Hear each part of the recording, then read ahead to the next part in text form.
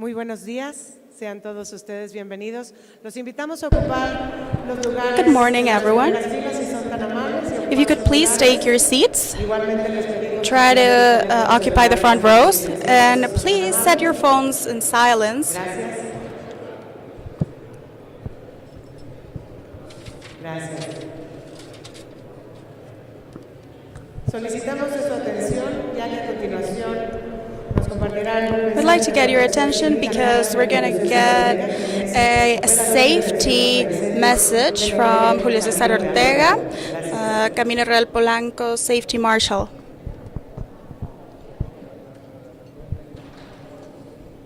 ¿Qué tal? Muy buenos días. Hello, good morning. My name is Julio César Ortega. I'm from the Fire Prevention Department in this hotel, and I'm here to tell you what would occur if there were a tremor or a fire to happen. Our hotel has a seismic alarm connected to Mexico City's seismic alarm, and we have 40 seconds to evacuate the area. Our meeting point would be at the back, where the plants are. Once the event has occurred and finished, we would evacuate towards the main area in Mariano Escobedo Street through the main stairs at the back. There would be brigade officers that would indicate the way out. If there were to be a fire, the hotel has sprinklers, fire extinguishers, and hydrants, and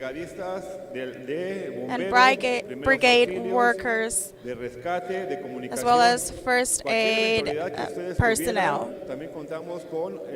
In case you suffer any ailments, we have the medic service, which is near the bathrooms, and if there were a major event, we have the ambulance, which is parked in the parking lot. Today we don't have we don't have any drills scheduled. If there were any alarms to go off, this would be real ones. We have our chief of waiters here to serve you. Thank you.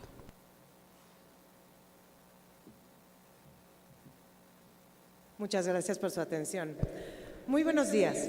Thank you La for your Asociación attention. Mexicana de Good Empresas morning. de Hidrocarburos les da la más cordial bienvenida. The Mexican a la Association of Convención Nacional Hydrocarbon Petrolera Companies welcomes you 2025, to the Energía National que Oil nos une. Convention 10 2025, años Energy colaborando con Uniting México. Us.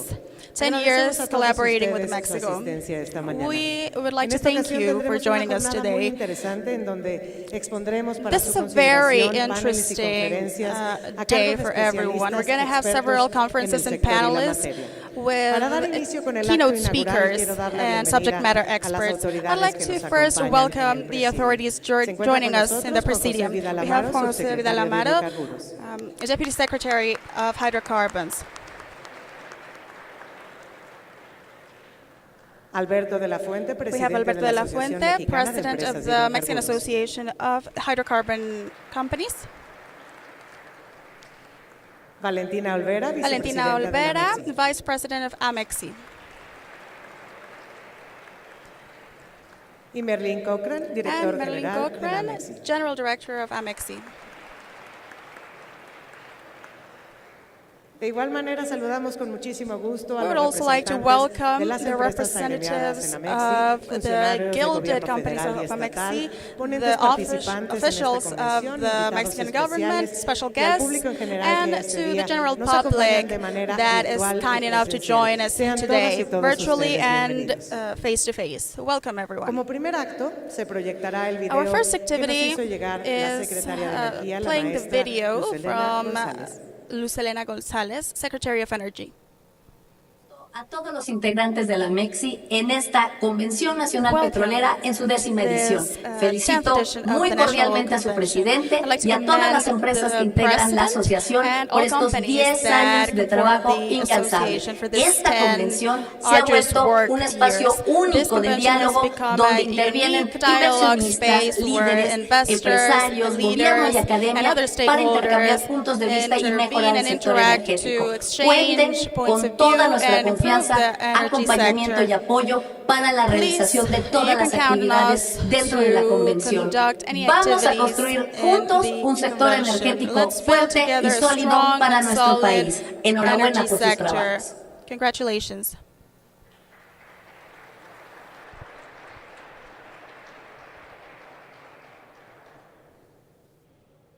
Agradecemos el mensaje que nos We'd like hizo to llegar la thank Secretaria de Energía.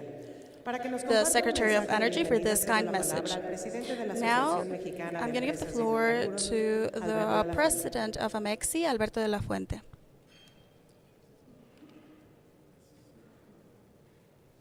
Muy buenos días a todas. Good morning, everyone. Y sí, son 10 años, entonces. That's right, it's been 10 years. So please be patient with me. Más largo porque creo que 10 años. My speech is going to be a bit longer today because we're talking about a long time. 10 years is a long time in this sector. So thank you very much for joining us today, first of all. I'd like to thank the Deputy Secretary, Juan José Vidal Amaro,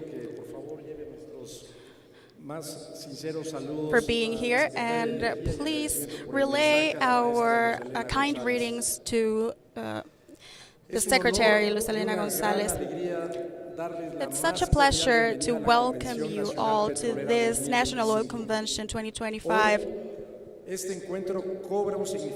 Today, this encounter takes up a new meaning because it will allow us to reflect upon the path that we have walked and what is to come, so that this industry can continue to drive the development of the country. Amexi came about 10 years ago in a deep transformation context for the energy industry in our country. It came as a result of the efforts to accompany the companies that decided to work with Mexico within this changing framework, and also the efforts to become a propositive stakeholder that is able to support its members and provide insights that are useful. We can say that this has all been very successful. Amexi has consolidated itself as an association that actively contributes to the Mexican energy development. And this industry, of course, facilitates investment, creates jobs, promotes the adoption of best practices, and fosters a productive dialogue between the private and public sectors. Some relevant facts, relevant data throughout these years are the following: 21 discoveries up to 2025 with more than 2,000 million barrels of crude oil or equivalent. 99 drilled boreholes finished in this decade. Investments executed for almost $40,000 million by 2025. And more than 170 cubic feet of natural gas in 2025. The following years to come demand the same effort and consistency that have characterized us so far. We cannot acquiesce. We must continue to make this industry the driving engine that Mexico needs. We cannot slack in our efforts. Our mission is to consolidate the benefits that we have reached and strengthen them further. This requires collaboration between authorities, the industry, and society as a whole, so that Mexican potential, so that the energy potential in Mexico is leveraged. We need to have clear rules and the right incentives. We need to have a predictable and competitive regulatory framework to retain and attract investment and to ensure the stability of our operations and to ensure the benefits that this will yield for our communities. Amexhi restates its commitment to be a development leverage for Mexico. We're here to boost this industry with all of our experience that we have gathered throughout this decade. We're looking forward to it. We believe firmly that the energy sector must be a driving engine for economy, as well as well-being and welfare for all Mexicans. Amexhi is very akin to the challenges of the future. We are aware of the challenges that remain in the national and international scenario, but we're optimistic about the Mexican future. We trust our own capacity and the experience of our guild members and all the stakeholders in order to build this modern, sustainable, and competitive energy sector that this country requires. We're here to be a progress driver for Mexico and a strengthener for this market to develop energy security for the country.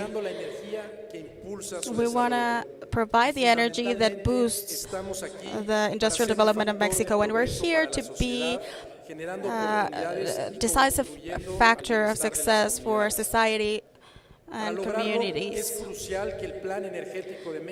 It's crucial that the Mexican energy plan consider all possible alternatives and that it leverages all the resources that our country has to offer in favor of development.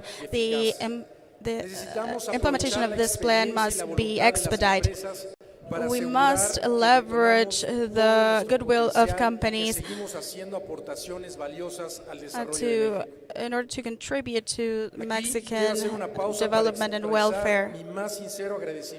Now, I want to stop for a minute and thank all of our guild members. Your trust has pushed Amexhi forward throughout these 10 years. Your commitment with Mexico are invaluable. The leaders of this association before me, the members of the board of directors, the active members of our committees and subcommittees, and each member of our staff have devoted their talent and their time to achieve this goal, capitalizing on Mexico's energy resources for Mexico. So your professionalism is key for us. Amexhi will continue to work with transparency and honesty, prioritizing an open dialogue, and with the conviction that we can build a more prosperous and sustainable energy future for Mexico. I encourage you to actively engage in the sessions and share your knowledge and expertise so that we can build a future vision that can consolidate the achievements that we already have. Thank you.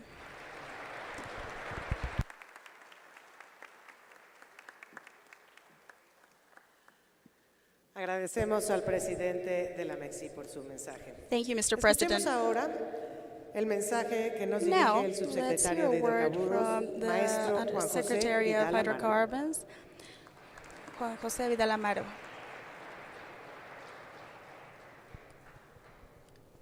Muy buenos días. Good morning. Tengan todas y todos ustedes. Good Good morning, everyone. On behalf of the Secretary of Energy, Lucelina González Escobar, I'd like to thank Amexhi for this invitation to participate in this 10th edition of the Oil Convention. The Secretary wasn't able to join us today, but she acknowledges the importance of this forum. And we want to take this opportunity to establish a dialogue with all of you. And I'd like to relay her greetings to all of you. I would also like to welcome Alberto de la Fuente, Valentina Olvera, and the General Director for participating in this great convention. I'd like to thank everyone here as well, honoring us with their presence.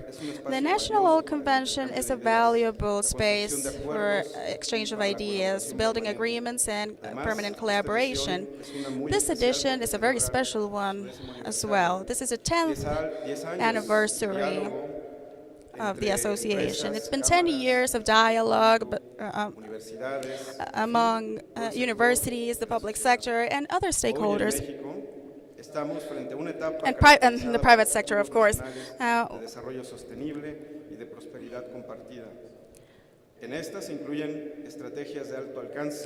We are striving for great prosperity, which is why our President has announced the Green Plan, which aims to trigger growth through industrial plants, technology development, and more articulation among sectors,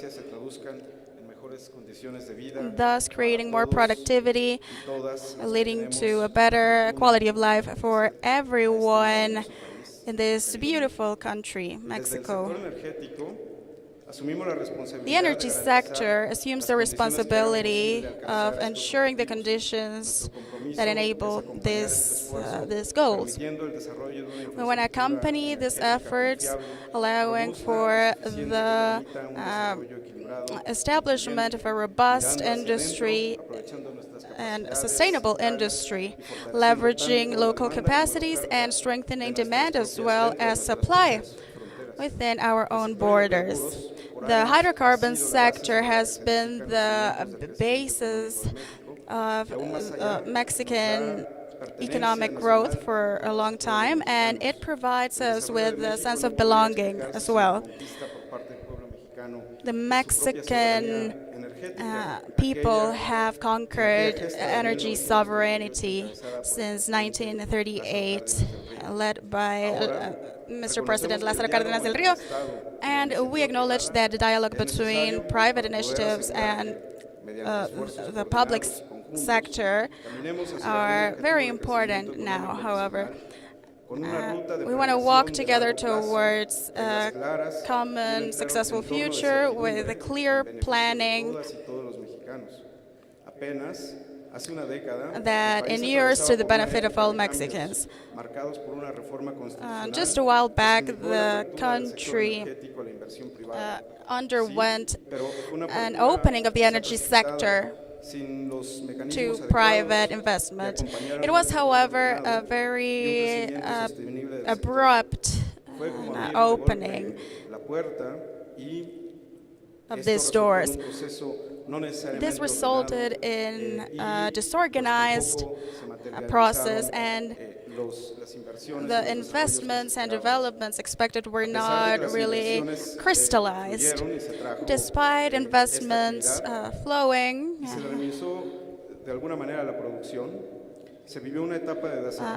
there was a de-articulation of national capacity.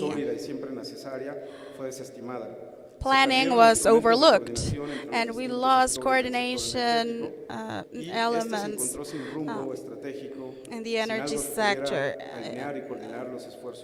We were floating adrift. Investments weren't being well leveraged. Regulations were not clear nor consistent for investors, which which also led to a loss of trust, hindering long-term projects. All of this changed by the end of 2018, and the sector recovered its right path. As Lucelena Gonzalez said, we're betting on changing the energy sector's growth. And we're correcting mistakes from the past, and we're building a new model based on collective interest, the common good, and common prosperity, taking up the principle of sovereignty. Recently, secondary legislation has passed, and these are an effort to reach a coherent framework that aligns with Mexican needs.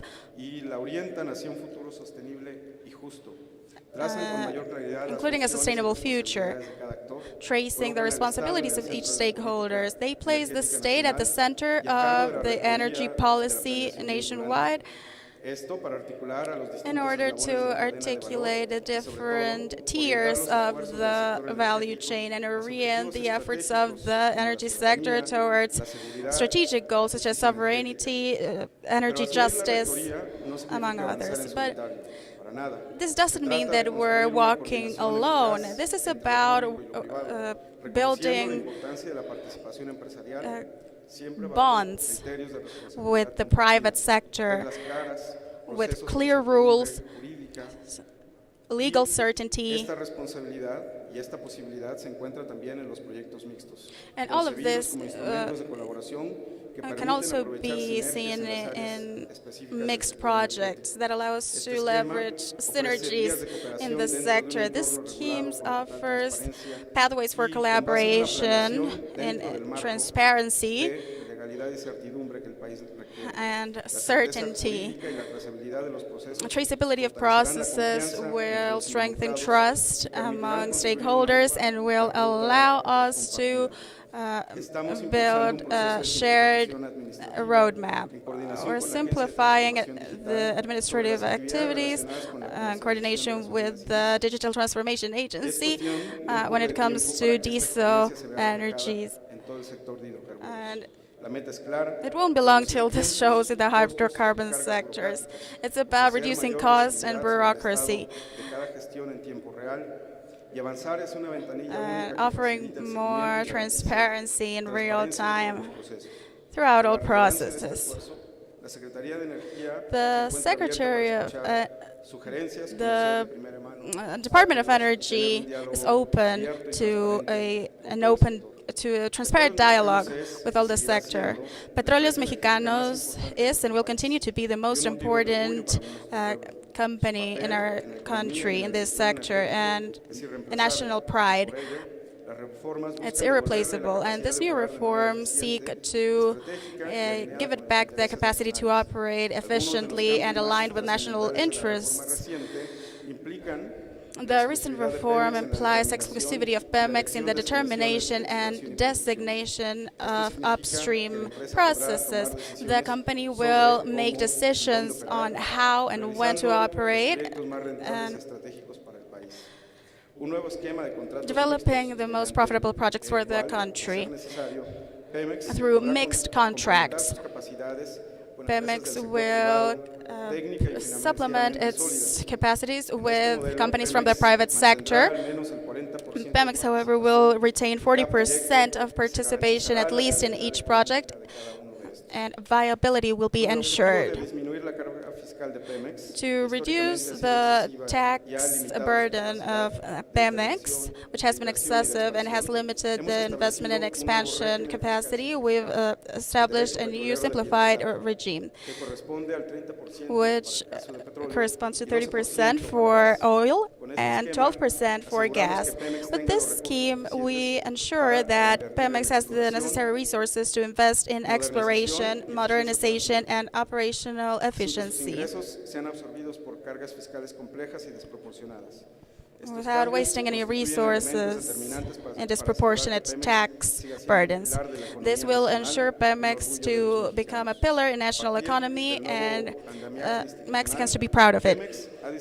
Pemex has designed a plan for its development throughout this administration. Reserves will be restituted to ensure at least 10 years of consumption. The investment will reach 22 billion pesos, at least in 6 strategic projects. We'll have a production of 1.8 million barrels a day and 1.6 billion pesos in investment for drilling and major repairs. We have strategic projects such as Trion, Cach, Lisachi, Yaxe, Tacte, Tequel, Bit, Cayab, Yatzil, Malom, that along with many others will contribute by 5 billion pesos. National production will increase to 5 million cubic meters daily, and we will try to reduce methane flaring to enhance sustainability, which starts in the production of hydrocarbons. 105 billion pesos are going to be invested to the refineries of the country to enhance our productive processes, and in 2026, new residue leveraging processes will be implemented in Salina Cruz and Tula, and this will contribute to the self-sufficiency of our country in fuels. The strengthening of Pemex is also the strengthening of its petrochemical industry. The fertilizer plant in Michoacán will be re-enabled, and a new complex in Veracruz will be built. The goal is augmenting the production to 1.5 million tons a day of phosphate fertilizers, and in order to reduce purchasing from abroad.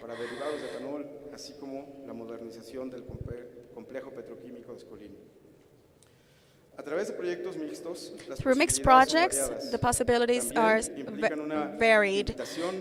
They imply an invitation to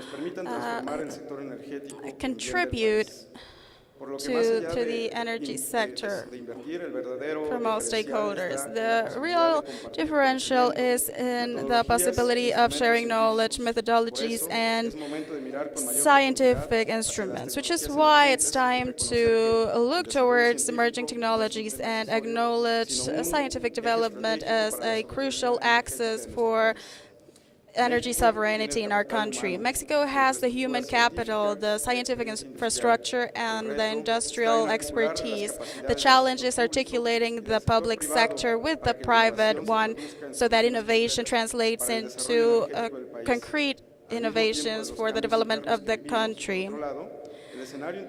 The international scenario simultaneously is undergoing significant geopolitical change. The tariffs throughout different sectors have led to our efforts of achieving energy sovereignty. This could become the basis to strengthen our national capacities.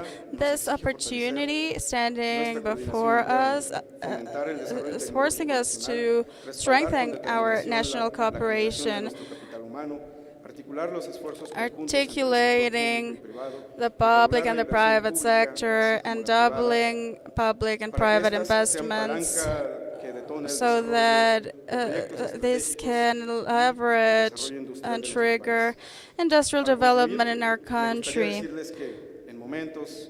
transformación como la que vivimos, I want to say that apertura de in espacios de times of diálogo change, como esta such as this convención, one, adquieren the un opening valor of relevante, spaces for porque los dialogue retos que is enfrenta el país crucial. no tienen una sola The explicación, challenges that the tampoco country una faces respuesta don't única. have one Requieren del diálogo, de la single reflexión answer. colectiva, They y la require voluntad de escuchar reflection distintas and voces the y will distintas to listen opiniones. to different Agradezco voices and nuevamente la insights. voluntad y la I'd invitación like to a participar thank you en again este encuentro, for que this es precisamente invitation aquí to donde participate surgen in the ideas y encounter, consensos because que nos permiten it is avanzar con precisely mayor in these certeza types y of un renovado fora sentido de futuro. that Es para mí y we ha sido un can gusto poder renew participar en esta our convención purpose y deseo que todos los and trabajos come y up las with new actividades ideas. contempladas I sean muy hope exitosas that en these beneficio activities are fruitful and in benefit of the sector and our country. Thank you.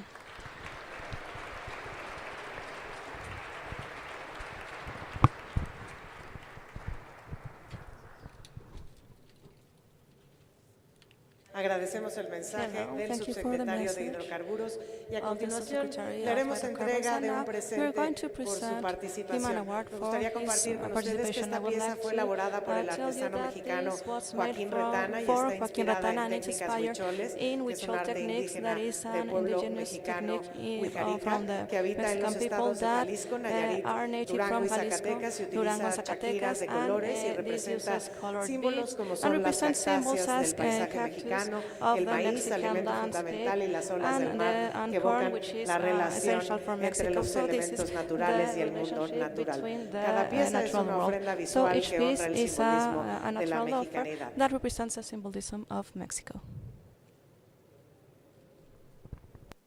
Les pido un fuerte aplauso para nuestras Please give him autoridades que nos an applause acompañaron en el for the acto authorities that were inaugural. here for the inauguration.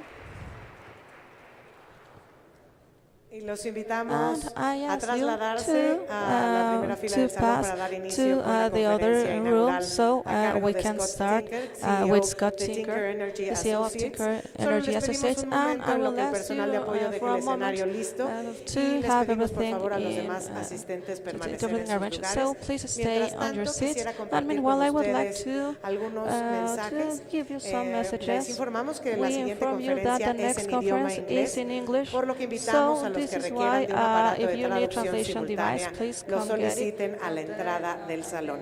Igualmente les informamos que si el tiempo lo permite, al finalizar nuestra siguiente conferencia contaremos con un espacio de preguntas y respuestas, por lo que les pediremos levantar la mano y nuestro personal de apoyo les acercará el micrófono. Para conocer también las semblanzas de nuestros ponentes, los invitamos a escanear el código QR que pueden encontrar al reverso de su gafete. Igualmente los invitamos a ser parte de la construcción del mural conmemorativo por los 10 años de Amexi. Es una obra colaborativa que representa el camino que hemos recorrido juntos. Al salir del salón encontrarán un sketchbook que les hará un dibujo personalizado que podrán llevarse como recuerdo, y también recibirán una etiqueta especial que les pedimos colocar en el mural de la asociación para revelar al finalizar del evento una muestra de lo que podremos lograr cuando trabajamos en conjunto. Así que no se pueden perder pasar al sketchbook para participar y ser parte de la construcción del mural conmemorativo por los 10 años de Amexi. Igualmente les extendemos la invitación a compartir su experiencia en este evento a través de sus redes sociales utilizando los hashtags CNP 2025 y Amexi 10 años. 10 años. De igual manera, los invitamos a seguirnos en nuestras redes sociales como son Facebook, LinkedIn, X o X antes Twitter, como nos pueden encontrar como Amexi Oficial. Es grato comentarles que este evento se está transmitiendo de manera simultánea en la página de la Convención Petrolera. Igualmente, si en algún momento se retiran del recinto y piensan regresar, les pedimos por favor conservar su gafete, ya que será la manera en que los dejen ingresar nuevamente, o simplemente lo pueden dejar en registro y se los entregaremos a su reingreso para su comodidad. Igualmente, a su salida día se les entregará el libro The New Map de Daniel Jerkin como un regalo de la asociación por su presencia este día, o si lo desean pueden elegir entre este libro y alguna de las 3 ediciones del libro La energía de un pueblo, que también es de Amexi. Les informamos también que contamos con una tarifa especial de estacionamiento de 160 pesos. La manera para hacer válida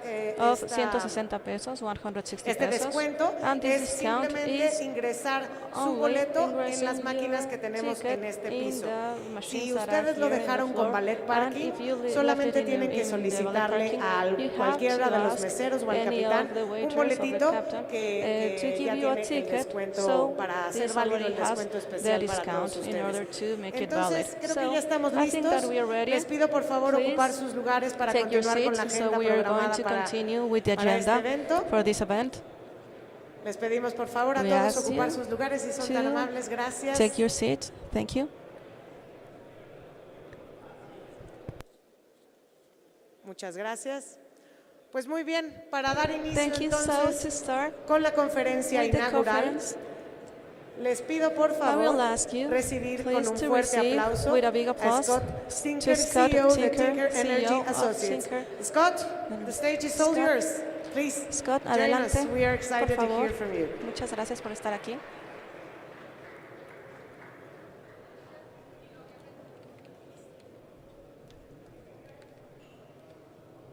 Thank you. I'm not sure what she said, but I hope it was nice. It's good to be here with you today. And as soon as the folks in the front want to gather somewhere else, we'll get started.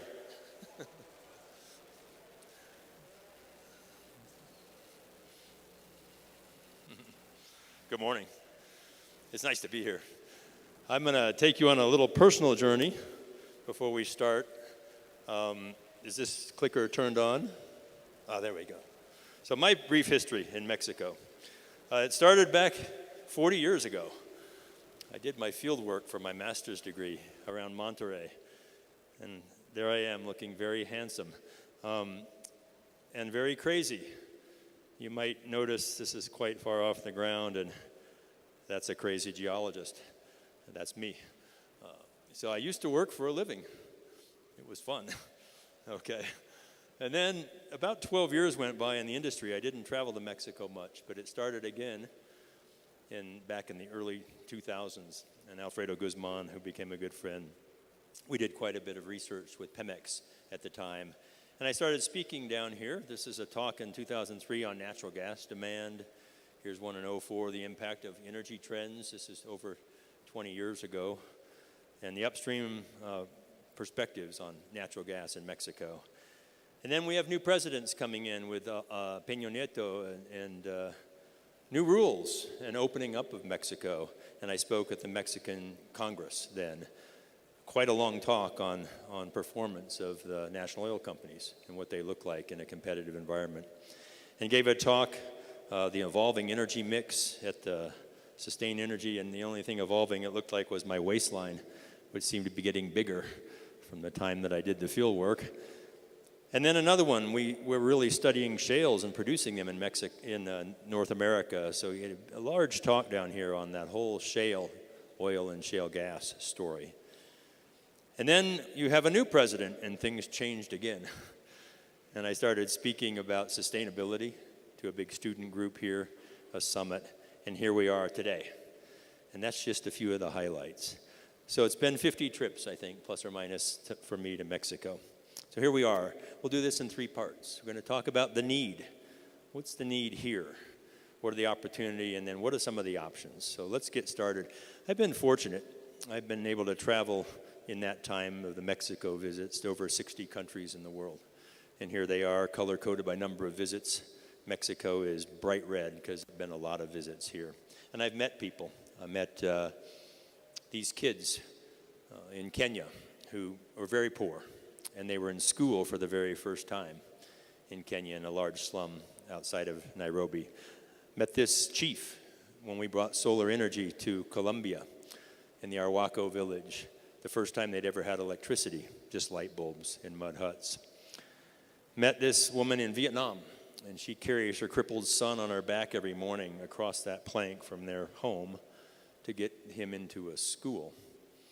Met this man my age in Ethiopia, and he had tears in his eyes when he was telling me that his grandkids, and he had many, had come out of the bush, and they were in school for the very first time.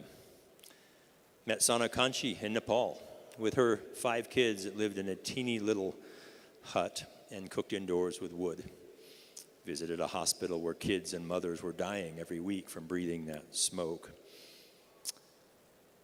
Back to South America, in Quito, Ecuador, this little girl told me about her dreams.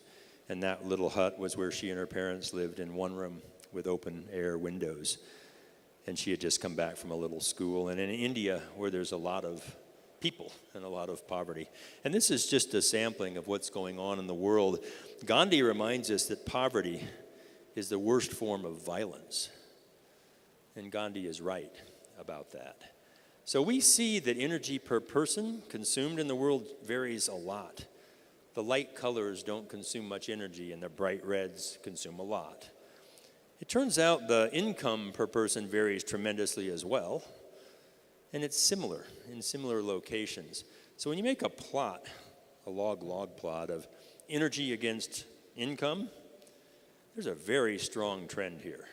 The more energy you consume, the more wealth.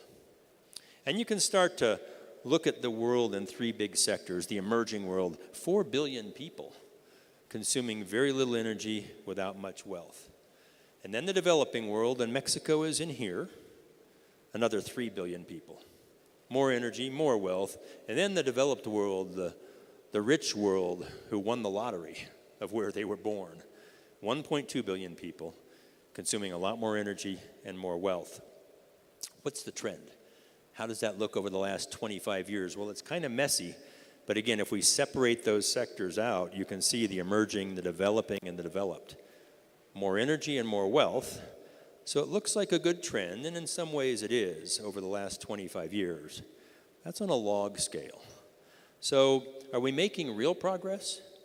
Let's put it on a linear scale. Watch close. Now we see a scale we can understand and read. And right here in the wealthy world, it's conveniently 50 megawatt hours per person each year and $50,000.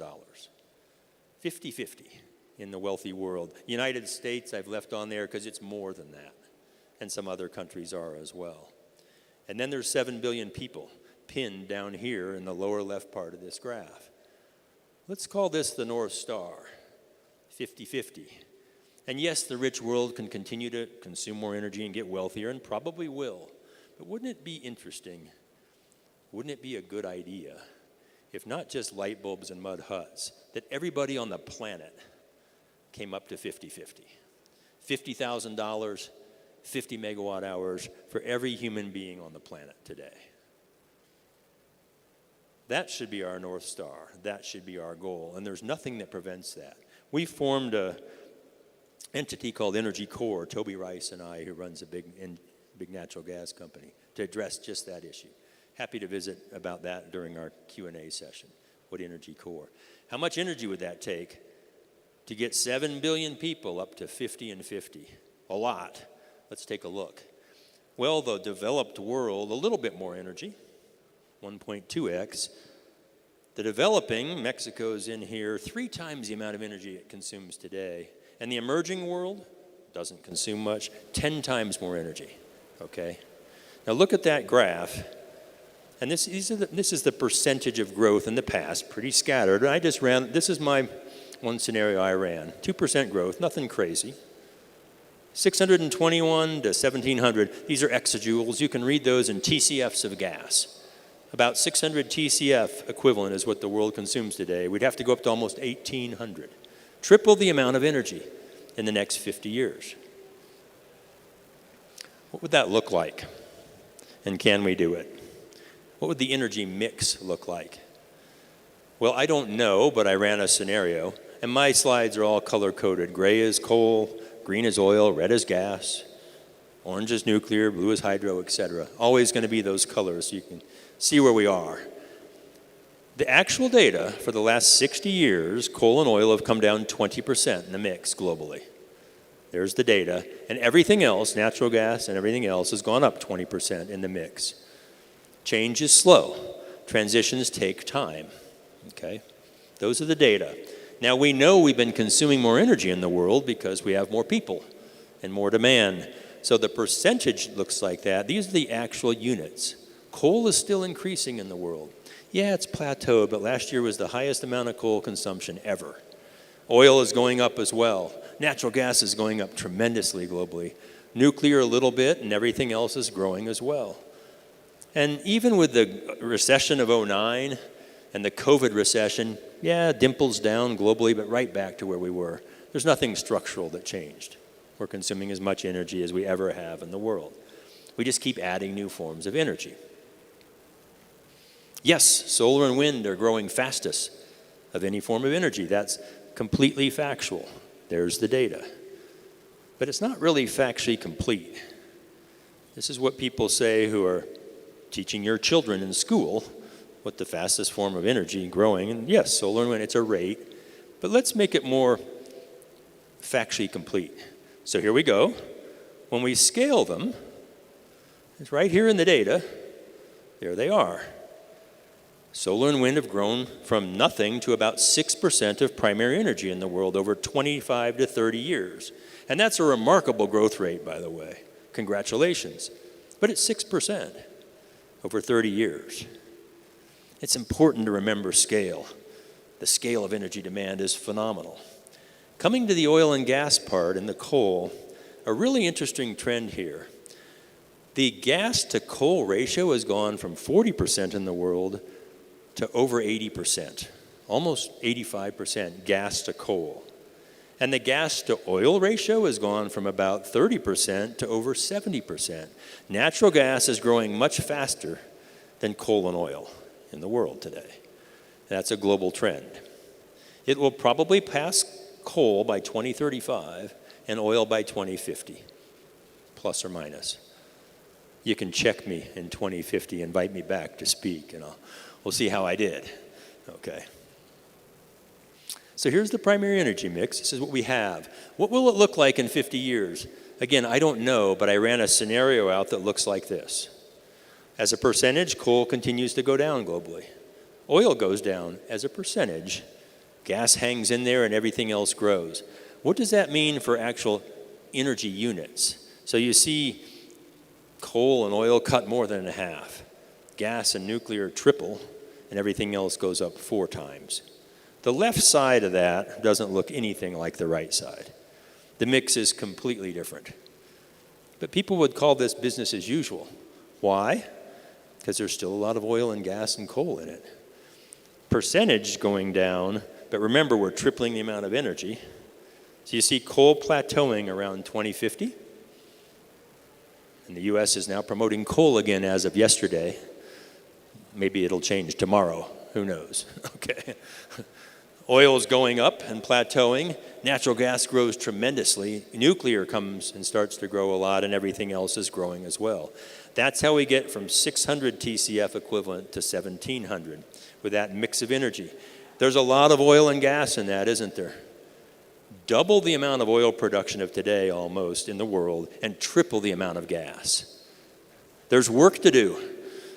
There's a lot of work to do. Are you ready, Mexico? Are you ready to contribute and play your part in this? Back in '03, I gave this talk. I showed the import and export of gas between the US and Mexico at that time in 2003. And I asked the question, well, who will export to who? In 2003, it was almost the same. Well, I think we answered that question. Let's take a look at the data. Here's Mexico's total energy consumption. The top 6 things, wind, solar, hydro, nuclear, coal, not much. Here's oil. Rose from 2003, and it's coming down, and here's your natural gas. Okay? Gas is 42% of the energy mix, and will pass oil. It continues to rise here. And those 2 alone completely dominate everything else. Why? Well, for this reason. In the United States, we see natural gas used in every sector, residential, commercial, industrial, some in transportation. But look at the electric sector in the US. Natural gas is just taken off. It's now the largest consuming sector for natural gas to make electricity. That's also happening in Mexico. Over half of your electricity is made by natural gas. Okay? Now, do you produce all of that gas? And is it affordable? I think Mexico's pretty smart here in terms of affordability. Let's look at two big states in the US. California, this is the electricity mix, not the total energy. Electricity mix, this is what's happened in the last 20 years in California, and we compare that to Florida, same time and the same vertical scale, same amount of consumption. But look at the difference in the choices they made. Florida, natural gas. California, a mix of other things. There's pros and cons to everything. There's trade-offs. But in the price world, Florida's cost of electricity went up a little bit, maybe 50%. California's cost of electricity went up 300%. More than twice the cost of electricity in Florida now. Right? And why is that? Why is that? But I heard solar and wind are cheaper. Didn't you? Yeah, right. Okay. What does it mean when people say solar and wind are cheaper? It means the levelized cost of electricity, the LCOE, quote, levelized. What does that mean? It means the cost of the electron where it's generated, at the plant gate, where the wind turbine is, the solar panel, the natural gas plant, the coal plant, there, that cost. And yes, solar and wind have come down and are very competitive at the plant gate. But that's not to you or me. We have to get it there. And there's costs in doing that. So when Bank of America ran the actual full system costs, look at it in Texas. And here it is in Germany. Incredible cost to making it reliable. That backup generator that has to be waiting there, or the big battery stack for when the wind isn't blowing and the sun isn't shining. Reliability is expensive. Mexico has a lot of natural gas in your electricity sector. That's a good thing for affordability. But are you producing your own gas? Is production keeping up? Consumption in red, production in orange for Mexico. Here's your imports. To the left of the gray area is every year, and then the right in the gray area is monthly for the year 2023. 70% of your gas is imported now in Mexico. 70%. How did that work out for Europe when they depended on Russia gas? Okay, give it some thought. And I'd like to say the US and Mexico are a little more stable than Russia and Europe, but I'm not sure what's happened in the 10 minutes that I've been speaking in the United States. I have no clue. Okay. Production, the US and Mexico. Here's your gas production. The US produces a lot more gas than Mexico, but it was kind of stable.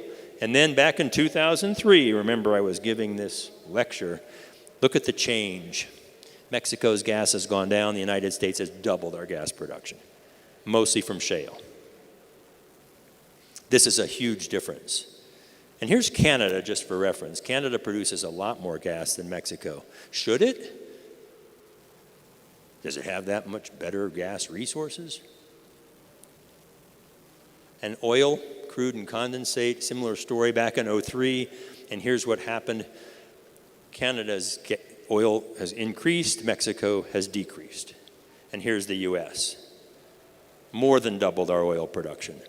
That's shale. Won't last forever, but that's what's happening now. A crazy difference. In fact, in the United States, the amount of oil that came from shale just less than 20 years ago was 4%. Today it's 60%. The amount of gas that comes from shale in the US was 5%. Today it's over 60%. It's a shale story in the United States onshore. That brings us to the opportunity for Mexico. I gave this talk in 2015 in Mexico City, the evolving mix and its impact. It was a long talk. But these were the conclusions back then. Maximize the oil and gas opportunity. These are the recommendations. Get in front of hydraulic fracturing. This is 15 years ago. Balance the energy mix intelligently. Monetize the CO2 opportunity, EOR. Invest heavily in energy efficiency. And be cautious, thoughtful about carbon-based policies. How have you done? How's it gone here? There are no poor countries, only failed systems of resource management. What an interesting quote. These are the oil and gas wells drilled in Texas. Red gas, green oil. Let's look at 5 big regions, kind of dive into it, look at the details. Here's the panhandle of Texas. That's the number of wells drilled in the panhandle for oil and gas. Look at the Fort Worth Basin. That's where the Barnett Shale is there in red, the first big shale gas basin in the country. How about East Texas? Let's go out to the Permian Basin. A lot of the green are horizontal wells now, hydraulically fractured. And finally, the Gulf Coast. And just because you get lost in the detail, let's just zoom in. I mean, look at the well density.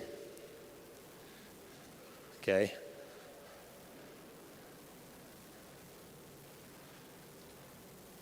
Laying those down on top of this map, I'm going to show you the dense maps now. We'll just kind of layer them on here one at a time. You can really start to see the detail. This took me a while to do, so I hope you appreciate it. 1 million wells in Texas. And I know those trends stop right at the border. I'm kidding. Those trends don't stop right at the border of Mexico. 1 million wells. Go back to the Cretaceous, paleogeography. Let's zoom in.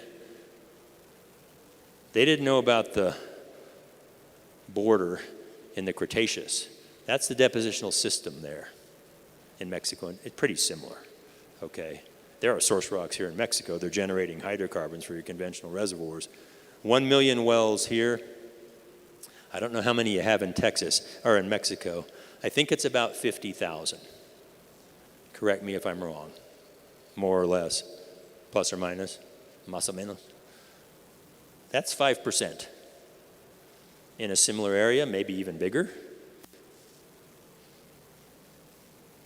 Eduardo Meneses, many of you probably know Javier Meneses. Eduardo did a master's degree under me at UT Austin, and he looked at these shale systems 10 years ago in the yellow. They're here. The opportunities are real. And the offshore is similar. 55,000 wells offshore, a couple thousand here, 5%. Failure is not fatal, but failure to change might be, okay? There's an opportunity for Mexico to expand oil and gas significantly. Significantly. So let's talk about those options. How might that be done? Well, what is an energy transition? I worry that some of our leaders, your leaders, our leaders, the world's leaders, think that an energy transition looks like this. We're going to go from today's energy to tomorrow's, like this guy. Ready? Watch close. Here he goes. He's wearing sandals. Okay. This is not a transition. This is a leap of faith. This is mucho loco. Insane. Don't do that. If you don't land, it's over. It's not an energy transition. I gave this talk to your Congress of Mexico. It was a very long talk. Some of you might have been there on the National Oil Company performance. If you were there, I'm sorry, you probably fell asleep in your tortilla soup. But I'm going to pull a little bit of it out today. Do you go it alone, or do you create partnerships? Do you bear all the risk and the cost, or do you partner? IOCs, other NOCs, technology, capital, local jobs, community investments. The international oil companies have a lot of experience with a lot of things, infrastructure, maturity. They don't own the resource. They partner, knowledge and expertise, safety, health, a lot of the things, environmental management that are needed. The IOCs need a return commensurate with the risk. I can't say it any simpler than that. That might be production sharing, reserves, etc. Your objectives here in Mexico, focus on the long term. There's time. We're investing for the long term. Increase the competitiveness internally as well as externally. Maximize revenues from oil and gas. Increase or replace your reserve base. Grow production again. It's declining. There's no reason it should be. Attract foreign investment. Technology transfer. Develop infrastructure.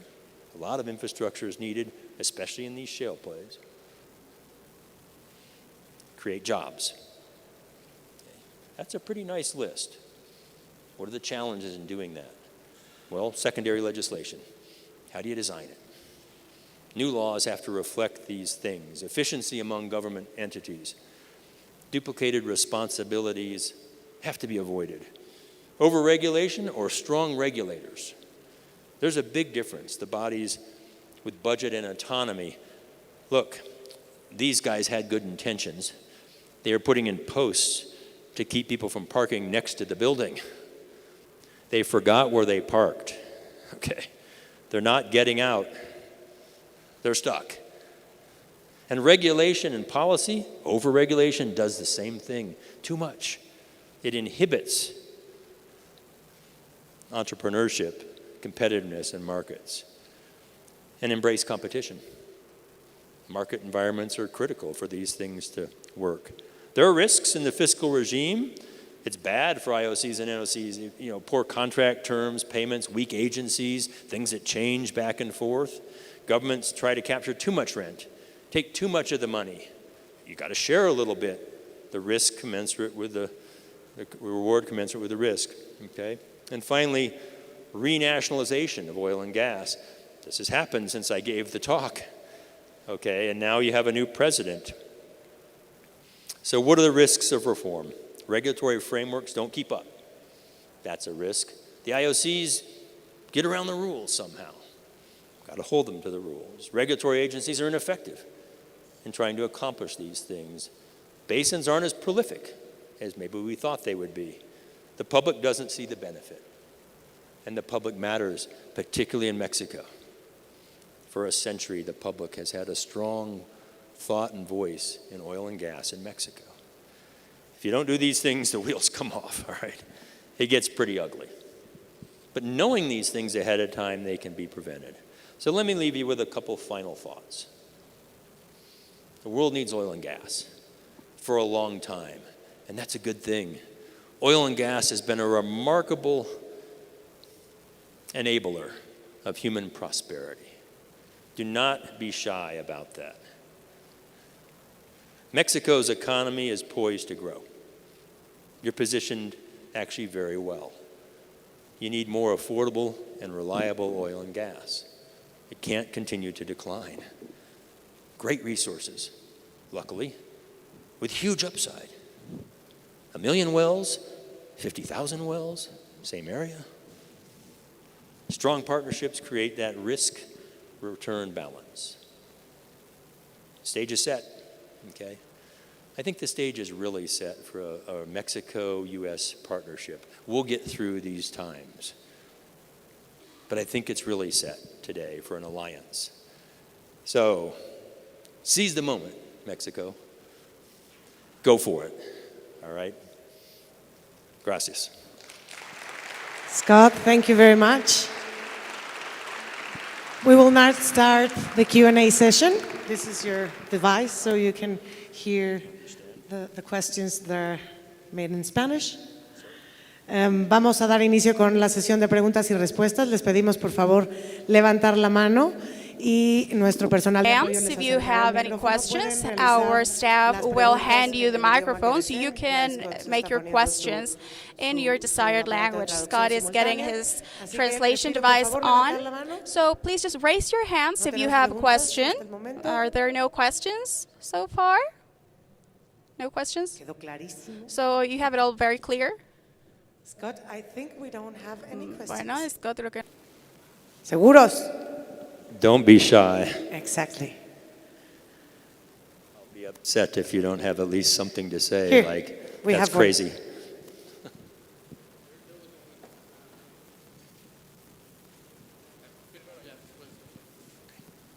¿Me pueden levantar la mano, por favor? Gracias. Well, thank you very much. Excellent presentation. I have a question. You mentioned a lot about shale. What about offshore and deep water projects in the 10, 20 years to come? Do you foresee an increase of offshore and deep water projects around the world? I'm sorry, I'm not having trouble understanding your English. I can't hear you very well. I'm saying about offshore and deep water projects. You talk a lot about shale and unconventional. What is your view about the offshore and deep water?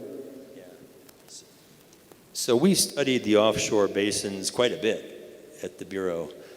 That's what we were working on. And Macaspana, Veracruz, Salinas, other basins. And it's different tectonically. Some of the structure is different, more active tectonics than we have in the passive. I don't know what to call the Gulf anymore. Let's just call it the Gulf. In the Gulf, different, but I think there's quite a bit of upside still as you extend some of those trends down and account for the different geology. A lot of upside still. It takes a lot of exploration to do these. It's expensive. You can't stop after a few wells. In the shales, it's different. We know the resource is there. It's a matter of whether you can produce enough to make a reasonable economics. Exploration, raw exploration of conventional reservoirs offshore is still risky and expensive. So it takes quite a bit of risk and investment. That's why I think the partnerships, particularly with those who have done a lot of offshore exploration in the world, would be strong. You share the risk, you share the cost, you bring in the technology and expertise. You got to share the upside. But I see strong potential for the offshore here in Mexico. Very strong, actually. ¿Alguien más tiene alguna otra Anyone pregunta? else has a Me ayudan question? levantando la mano. Anyone else has a En el question? fondo, Please me raise your ayudan hands. entregando el micrófono, ya tenemos dos Okay, they'll hand you the preguntas. microphone, sir. Hi, good morning. Thank you for the presentation. I had a question about your North Pole, your North Star objective, and trying to bring consumption to a standard of, I think, 50 megawatts per year per person. Shouldn't there also be some goal of actually trying to reduce the consumption per person within that target? Thank you. Yeah, I think I understood. Should there be goals for consumption reduction, particularly in, I'm going to say in the developed world, where we consume a lot, okay, and not always efficiently? Yes, there should be. I think that 50 megawatt hours is actually an interesting North Star because as you go, that's the average of the wealthy world. Average, there obviously half of the countries are more than that. And you don't need to consume that much energy and still live a similar life. So I think 50 megawatt hours is actually a reasonable downward trend for some of the countries who consume more than that. What's the realistic upward side? Maybe it's 30 or 40 megawatt hours as things get more efficient, as we start to work toward a little bit less excess, if you will. But if you're in that 1 to 10 megawatt world, or even the 10 to 25 megawatt, and the energy comes and goes, it's not reliable to you, it's also not affordable, there's a lot of headroom. And that ends up being 6 to 7 billion people. So for me to look at those people and say, sorry, you can't consume and grow to where the developed world has, that doesn't feel right. I'm not even sure that's moral. And by the way, they're not going to do that. Everybody in the world today, even I've brought a 40-watt panel out to the Maasai country in Kenya and put it on the roof in this little metal hut where they're cooking indoors with wood, and a giraffe walked by. It wasn't a zoo, okay. And the first thing they got when they got that 40-watt panel, guess what?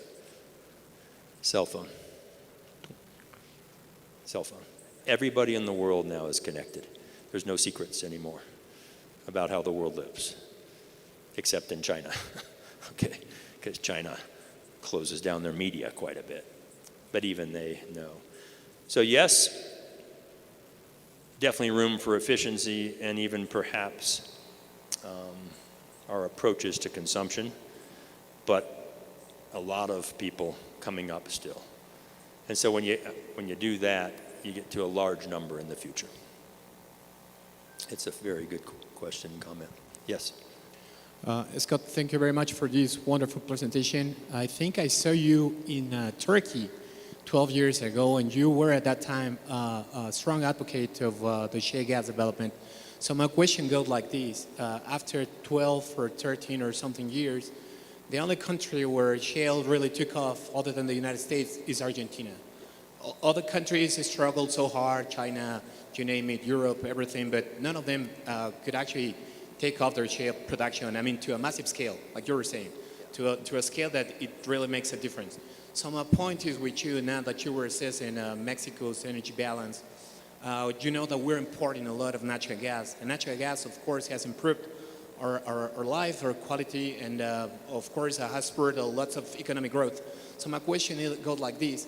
What would you think, realistically speaking, that we, Mexico, should embark in this operation of having so many, I don't know, hundreds of thousands wells drilled, and all the logistics that support shales, the water and everything, where at the same time you can only put a pipeline and just import it, the cheapest gas in the world. I mean, at the very end, my point that I want to stress is that there is really no incentive for Mexico to produce it when you are close, next to the cheapest gas in the world. So what sort of advice would you give to Mexican authorities if you could, in terms of these analogy?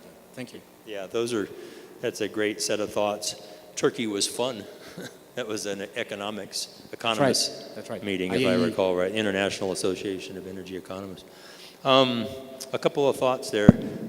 The reason the U.S. leads in part is because the citizens own the resource beneath their feet. And when you get a royalty payment for the production that happens, you're motivated, pretty well motivated actually, for that operation. Because oil and gas operations are impactful. They are. They come in, there's drilling that gets done. The drilling is the impactful stage, the hydraulic fracturing. Now it leaves, and you have a gas Christmas tree sitting there, or in the shale oils, a pump jack at some point. It's always there. We have one on our little piece of land in Texas, a pump jack. Don't own the minerals. So it's impactful. Guess what, though? So are wind turbines across your landscape and solar panels that paint the landscape black. Every resource has surface infrastructure that is significant. In fact, it's greater infrastructure for low-density forms of energy like hydro, geothermal, solar, wind, bio. Takes a lot more land per unit energy, watts per meter squared in those than it does for oil, gas, or uranium and thorium as they scale. So the motivation for that operation in shale in the U.S. is different. Argentina, it's not that the resource doesn't exist. Every place you find conventional oil and gas production, there's a mature source rock. And that mature source rock has the potential to be drilled. I think those who are quietly developing their shales, the Middle East and Russia, it's happening. They're just not putting it on the market yet. It's more expensive on a barrel or MCF basis, more expensive. So they're going to put their more affordable oil and gas out first from conventional reservoirs and get that arbitrage. But it'll come. A lot of unconventional reservoirs there. Your question about what would motivate Mexico when just across the border is cheap gas. I could say it in one word, Trump. Who knows what he's going to do? In Germany it was, I'm not comparing this to this, but in Germany it was Putin. Who knows what he's going to do? I think the motivator is to think long term, begin to develop those systems now, the infrastructure on the surface, the amount of sand that needs to be deployed, the amount of fluids that need to be gathered for the fracturing. It'll take 5 years or more to set up that infrastructure. And then you'll be out in front because 7 of the 10 biggest shale basins in the United States have plateaued or rolled over in their production. I gave a talk 2 years ago in Washington, D.C. called Houston, We May Have a Problem. The only ones still going up are West Texas, the Marcellus, and the Haynesville. Everything else is plateaued and rolling over. Now, they could come back because there's a lot of resource. The production isn't keeping, technology could bring that back and often does. So it's not forever from the U.S. side. And the advantage of owning your own resource and developing and producing that in the long term is significant. You have control over it. I put a bullet on there saying the public has to accept this. I think it might have been my, so what do? When they don't get the royalties, how do you motivate the public for that kind of operational impact? It's going to take some creative thinking, but it's very doable. So I highly recommend Mexico start. I recommended it 10 years ago. Start, get going, and take your time to do it well. The advantage of today from 10 years ago is so much has been done, all the learning is there. We've made the mistakes. We know how to drill those wells, the multi-stages, how long they can be, the kinds of proppant to use. You don't have to use fresh water anymore. There's just so many advantages in the understanding technologically of what you're actually fracking and what's connecting. So much has been learned. So you can gather all that information quickly. You don't have to repeat those mistakes and do it much more efficiently. What are the options? Staying dependent on the U.S., developing solar and wind, which I recommend you do, by the way, where the resource is good. Options are good. More options in energy are good. But what are the real options?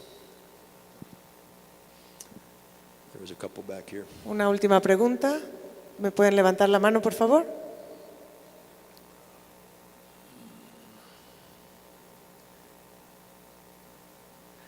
I think there's no more questions. ¿Alguien más tiene una última Anyone pregunta? else Aprovechen. has a Es el question? momento. Pues bueno, There's one. ¿me Do we ayudan, have por time? favor? We have time? Okay. Hi, thank you so much for your speech. I have one question. So what you're doing with your production curves and demand curves is linear, more or less linear.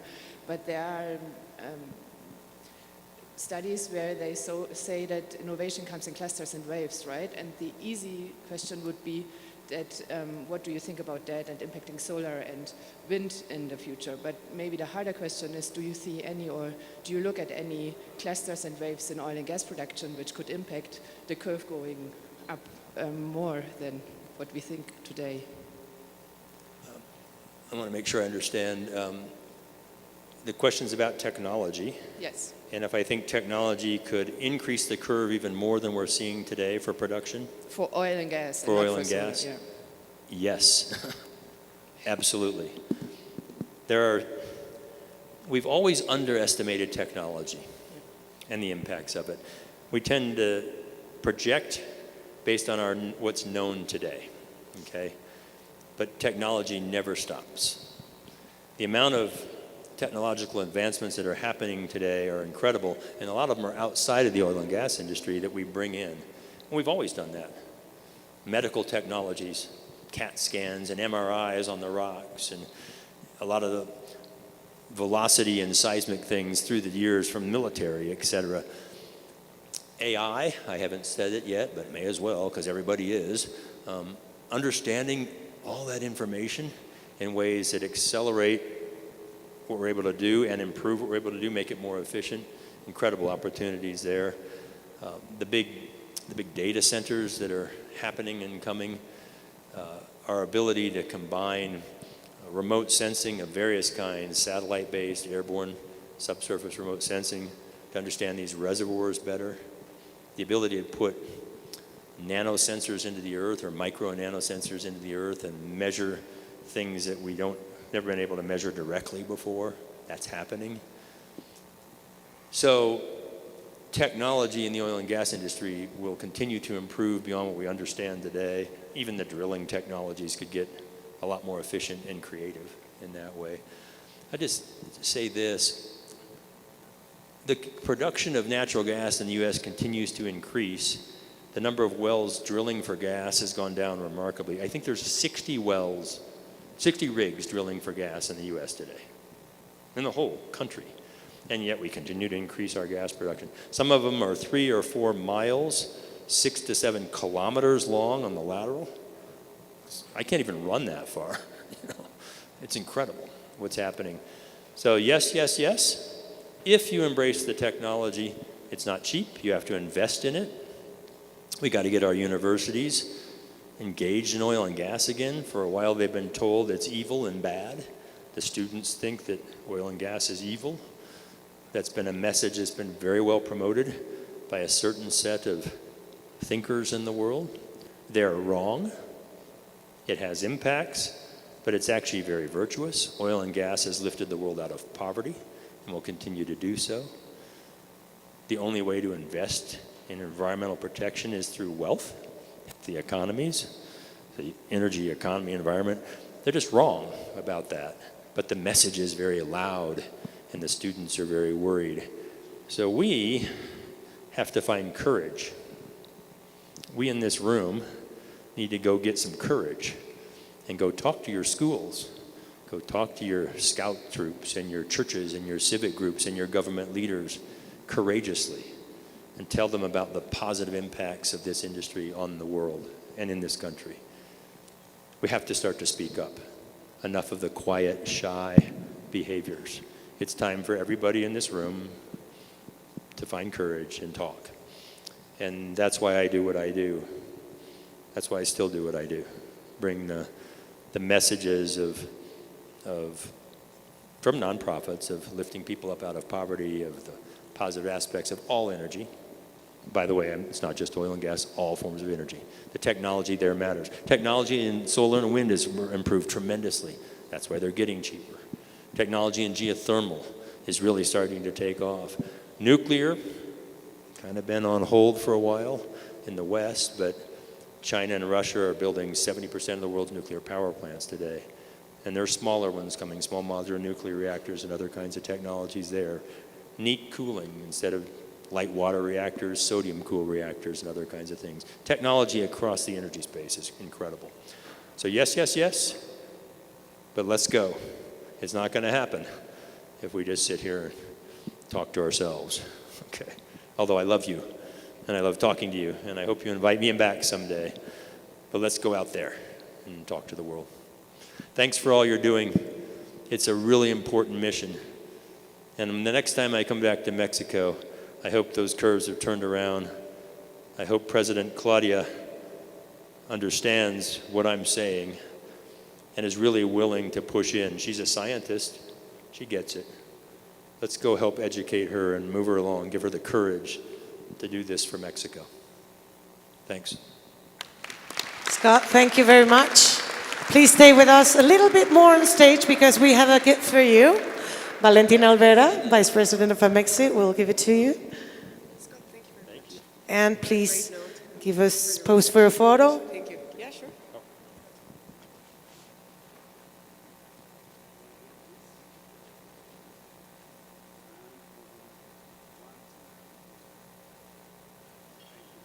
Les pido un fuerte aplauso para despedir a nuestro conferencista. Thank you, Scott. Thank you. Quisiera compartirles también que el subsecretario de Hidrocarburos, Juan José Vidal Amaro, se tuvo que retirar por cuestiones de agenda, pero nos desea que tengamos un éxito rotundo en esta convención. A continuación, los invitamos a un breve receso para hacer networking y disfrutar del coffee break que fue patrocinado por Emisión Offshore. Continuamos con el programa en el Salón Palenque, que se encuentra a un costado de este salón, a las 10:50 horas en punto. Les pedimos, por favor, su puntualidad para no tener retrasos en la agenda y daremos inicio con el conversatorio Juntos Sumamos Más, multiplicando resultados a través del esfuerzo conjunto, con la participación de Regina García Cuellar, directora de la Asociación de Bancos de México, Director y of the Mexican Bank Association, and Valentina Olvera, Los esperamos Vice President of 10:50, por favor, en I will punto, wait for you para there at no tener retrasos en la 10:50 agenda. Muchas gracias. sharp. Los dejamos con...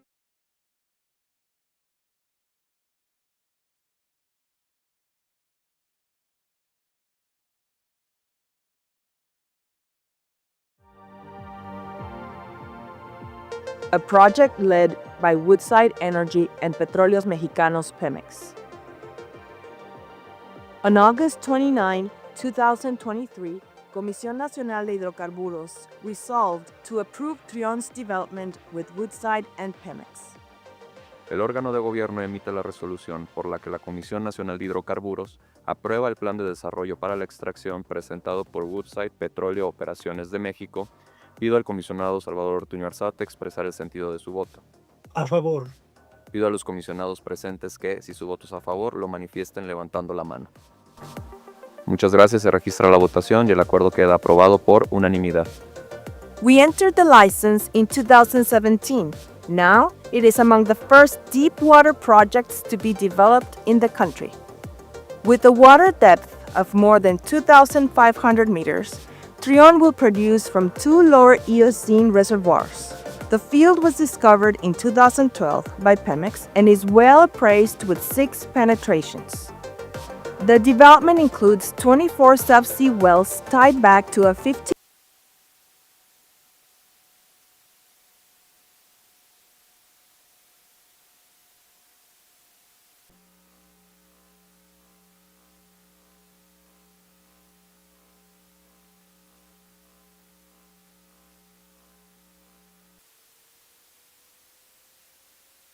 equivalent in size to the famed Azteca Stadium, and the linked production networks will span over the seabed in an equivalent distance to the entire length of Mexico City's Insurgentes Avenue.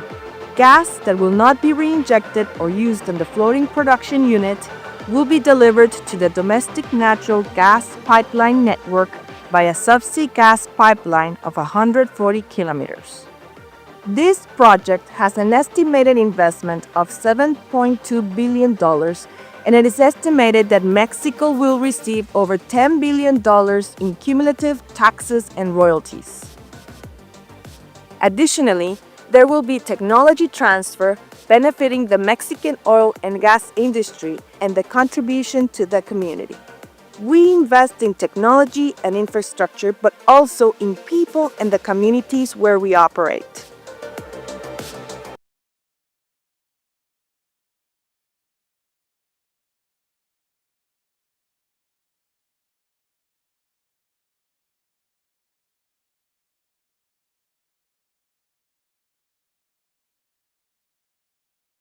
Con relación nacional y proyección internacional fundada en 1979. Durante más de 46 años de experiencia, hemos sido testigos de logros, crecimiento y grandes éxitos, siendo referentes en certificaciones internacionales en materia de calidad, salud ocupacional, cultura organizacional, seguridad industrial, así como de gestión ambiental. Somos la primera empresa en México y la única del sector oil and gas en contar con un sistema de gestión de responsabilidad social certificado. A través del proyecto Net Zero Emissions, emprendemos acciones para reducir a cero las emisiones directas de gases de efecto invernadero o, en su defecto, compensarlas para el año 2050. Somos un gran lugar para trabajar y uno de los 10 mejores lugares para trabajar para mujeres en México por promover un ambiente laboral equitativo que fomenta la inclusión. Además, contamos con el primer grupo ERG, Employee Resource Group, de colaboradores de tierra y a bordo, cuyo objetivo es impulsar el empoderamiento femenino, así como la igualdad y equidad de género en el sector energético. Estamos comprometidos con el bienestar de nuestros colaboradores a través de programas de salud, prevención y autocuidado. Buscamos impulsar la calidad de vida de todos nuestros colaboradores, sus familias y los diversos grupos de interés con los que interactuamos, contribuyendo significativamente a un entorno laboral que favorece el desarrollo integral. Hemos sido clasificados entre las 25 mejores compañías en México, donde se impulsa la trayectoria profesional y en las cuales se puede hacer carrera y avanzar profesionalmente. Además de ser reconocidos por el Consejo Coordinador Empresarial, el Instituto para el Fomento a la Calidad y el Consejo de la Comunicación como una empresa excepcional al desarrollar prácticas sobresalientes en el ámbito de una cultura de innovación, aportar beneficios a la comunidad y con un fuerte compromiso con la ética, la transparencia y la excelencia, contribuyendo así a la construcción de un México próspero. Somos orgullosamente Cotemar, donde el trabajo de cada uno nos engrandece a todos.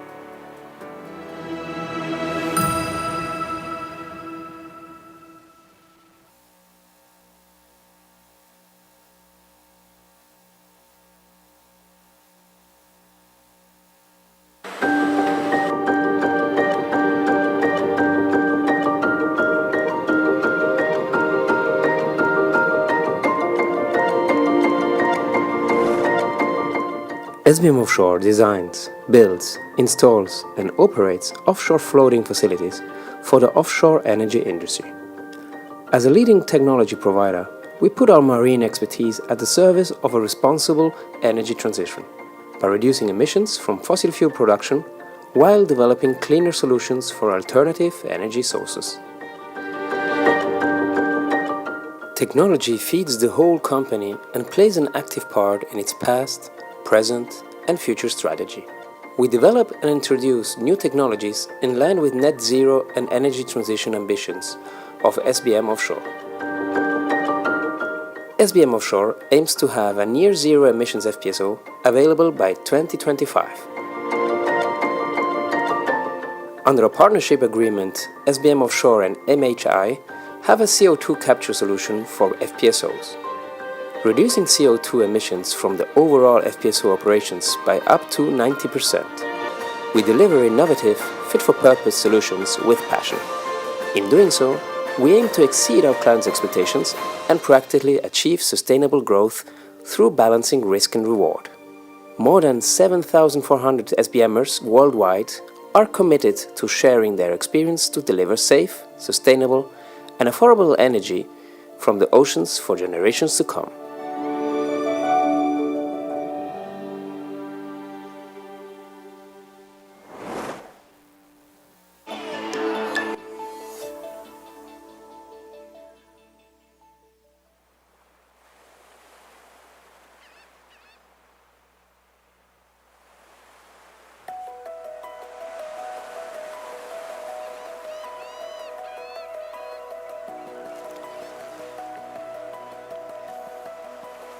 Para mí, el mar significa un medio de vida. Significa todo. Nos ha dado el sustento diario para mi familia y para mis hijos, para mis nietos. La pesca significa la sustentabilidad de nuestras familias. Un trabajo muy honrado. Somos productores de un alimento muy básico para nuestro estado y nuestra nación.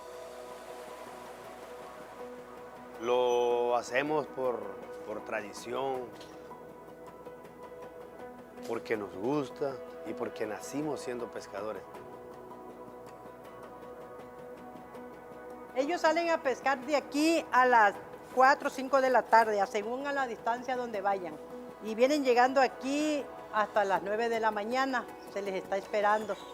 Pues a veces traen, a veces no traen, y cuando traen, pues nosotros aquí recibimos el producto. Un día de pesca para nosotros es levantarse en la madrugada, habituallar la embarcación, salir a pescar, andar con los hermanos con los que andamos pescando, porque se hace como una familia.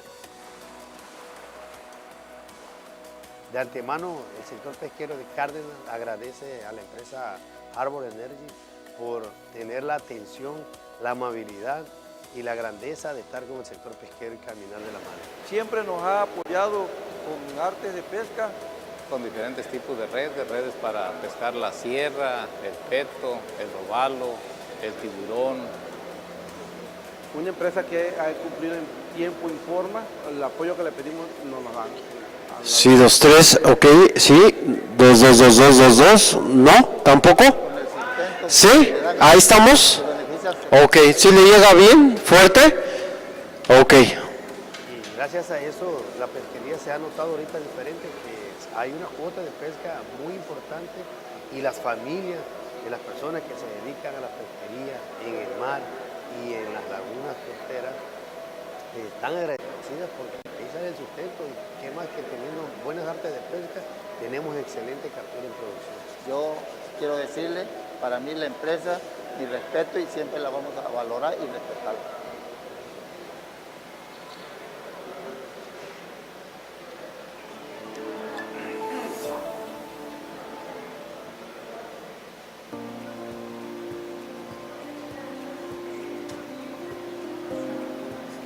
¿Puede sonar tantito el micrófono?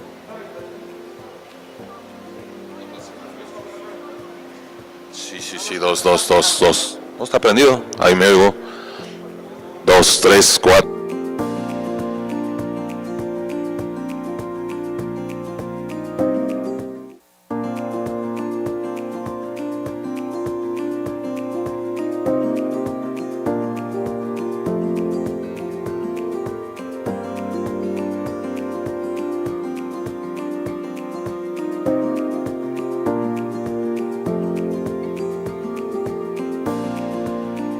Mucha gente de aquí del pueblo se está beneficiando porque aquí es zona de pesca, jaiba, mojarras, sábalos, hasta camarones, de los cuales comestibles y para vender también. Pues la verdad nos sentimos muy a gusto con el trabajo que realizamos, ayudando a la naturaleza, no dejarla caer, y ojalá que estos programas sigan fluyendo aquí en el pueblo de San Antonio Carres.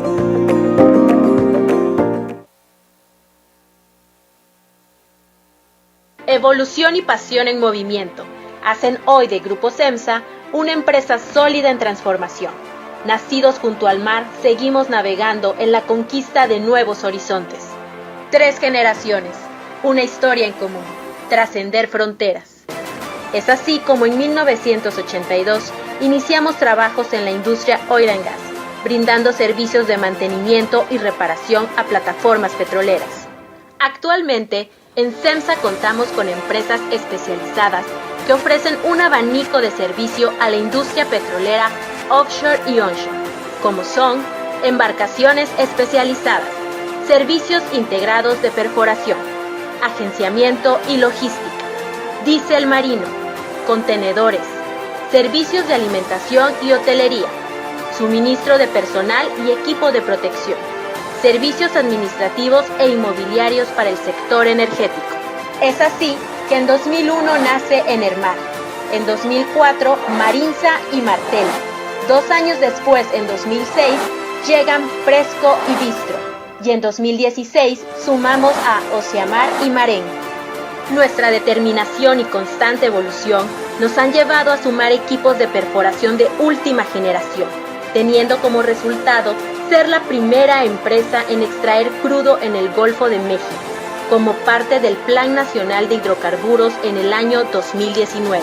Al día de hoy, el corporativo empresarial Zavala genera más de 16,000 empleos directos e indirectos en Ciudad del Carmen. Nuestro éxito es gracias al esfuerzo de todos y cada uno de nuestros colaboradores, que con su dedicación, esfuerzo y compromiso hacen de SEMSA una empresa en crecimiento, innovadora y comprometida con su gente, la comunidad y el medio ambiente, lo que nos permite preservar la calidad de nuestros servicios y así seguir navegando juntos en la misma dirección. SEMSA, Soluciones Integrales Offshore.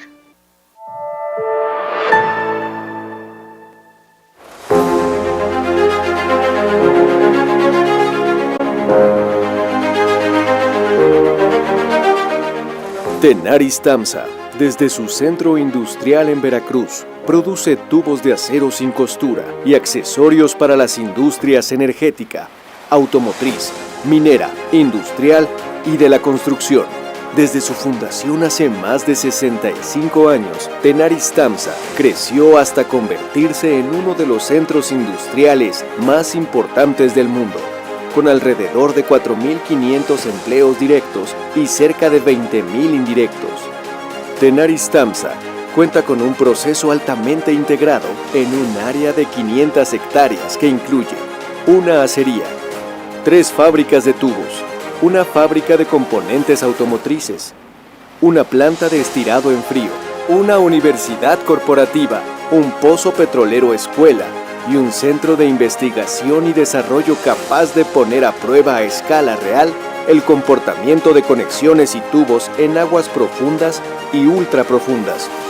Junto a sus clientes, Tenaris Tamsa ha desarrollado productos innovadores, soluciones para los proyectos más exigentes, un gran número de patentes, soluciones únicas para cada cliente y un servicio Rig Direct para resolver los retos que las compañías petroleras líderes se enfrentan en cualquier lugar del mundo.